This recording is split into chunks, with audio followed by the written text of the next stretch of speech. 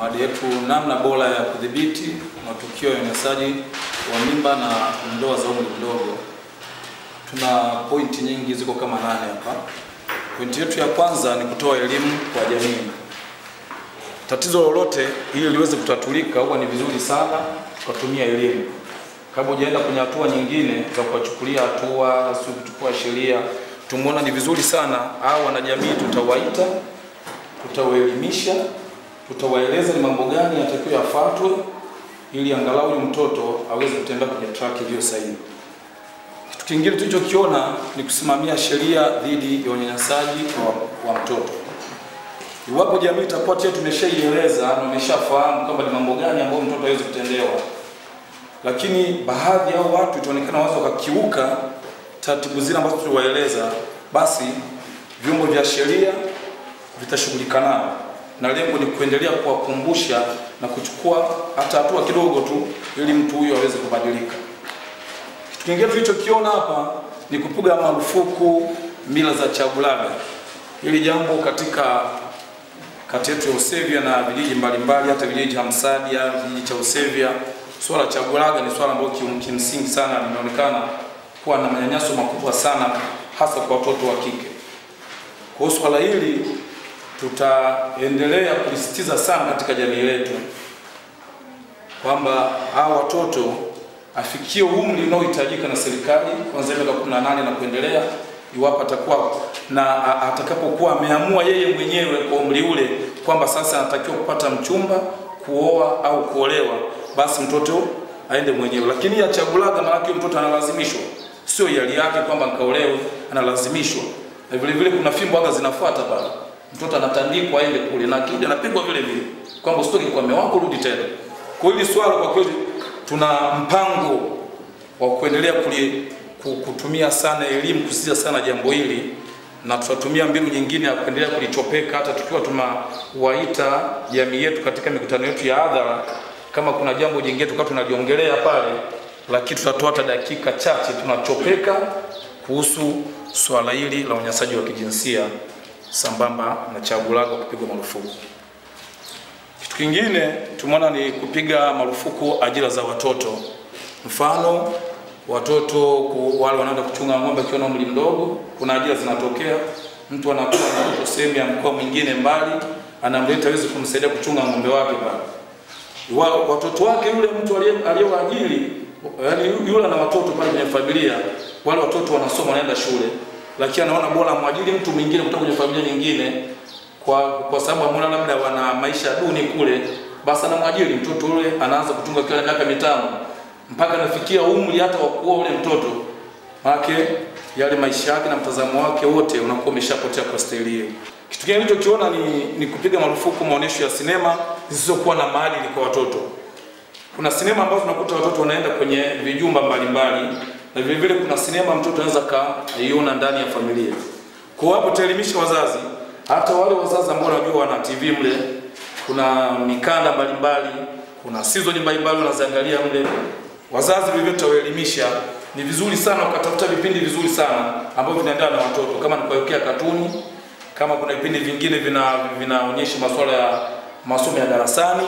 Kwa sababu tuelimisha kwamba kuna vipindi ambavyo natakiwa viandae kwa ajili ya watoto, na sio mtoto au anachezea TV na kuangalia vipindi anavyotaka yeye. Yaani pepe kwa utaratibu fulani kwamba ni vipindi gani vya msingi sana viweze kuangaliwa. Na ikiwezekana channel nyingine ambazo ukuta sio nzuri kwa familia ile, kwa watoto, basi unazidelete.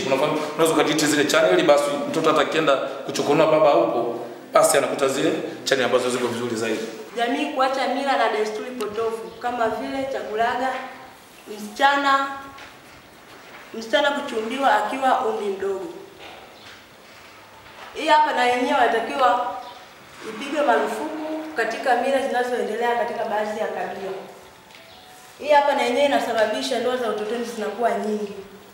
Tofauti na endapo kukiwa bado kudhibitiwa kwa kuacha mila na desturi, inaweza kusababisha ndoa za umri mdogo zikawa nyingi. Kwa hiyo hata katika kata yetu tumejadili kuwa itakuwa ni chanzo kikubwa cha kusambaza elimu hiyo, mila desturi zinazotumiwa mpaka sasa ziondokane nazo ili tuzuie ndoa za umri mdogo. Point ya pili, kuolewa au kulazimishwa bila ridhaa. Kuna baadhi ya jamii yetu wazazi wanaelewana, wazazi kwa wazazi, bila mtoto kuwa ridhaa. Kwa ile pale inasababisha hata ongezeko la ndoa za umri mdogo au ongezeko la ndoa za utotoni. Kama binti atakuwa ridhaa kabla yeye mwenyewe kuchukua maamuzi, wazazi kwa wazazi wakaelewana, hii hapo inaweza ikasababisha hata ndoa za utotoni zikawa nyingi. Lakini tukitoa elimu na tukapiga marufuku kuolewa kwa kulazimishwa bila ridhaa yake kwa wazazi wakaelewa jambo hili, hapa itatusababishia sisi kuondokana na ndoa za umri mdogo. Hatua kali za kudhibiti hili ni kushikana jeshi la sungusungu, kwa sababu jeshi la sungusungu lina nguvu katika jamii yetu. Hata pale swala kama hili likikaziwa na kushikana jeshi la sungusungu katika jamii, sungusungu wanaheshimika na wanaweza kidogo likapunguza, angalau hata bila kumaliza, lakini likapunguza na wakaelewa. Na namba 3, tumeona kwamba serikali ya kijiji kuchukua hatua kali kwa wale wanaokamatwa kuhusiana na ukatili wa kijinsia na kuwafikisha kituo cha polisi kwa hatua kali. Hapa tunazungumzia ni kwamba hawa watu wakikamatwa, lazima serikali ya kijiji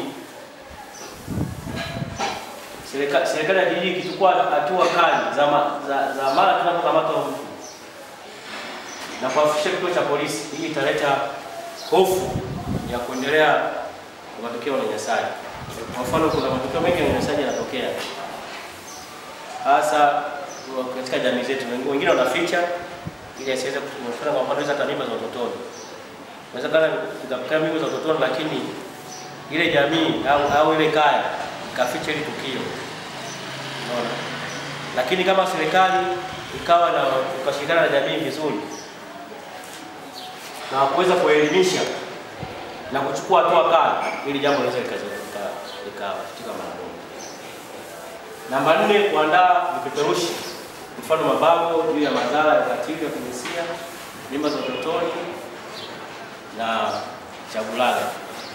Pia tutaandaa vipeperushi kama sisi kata Ikuba kwa ajili ya vipeperushi vidogo na makaratasi, pia tutaandaa makaratasi, lakini pia tukawa na mabango katika vijiji vyetu ili kuweze mtu akisoma pale akijua hili swala, lakini anaweza akashtuka. Unajua bango likiwekwa pale bango eneo na mtu akijua hili swala liko nadhani sasa hivi hili swala cha kulanga labda lilikuwa kwa mfano kwa sasa hivi kwenye kata zetu ilikuwa ni jambo ambalo miaka 4 nyuma, miaka 3 ilikuwa limepotea, lakini sasa hivi kwa kasi linakuja upya kwa sababu serikali au jamii zetu tumejisahau kidogo, lakini tukikaa na bango basi itakuwa ni jambo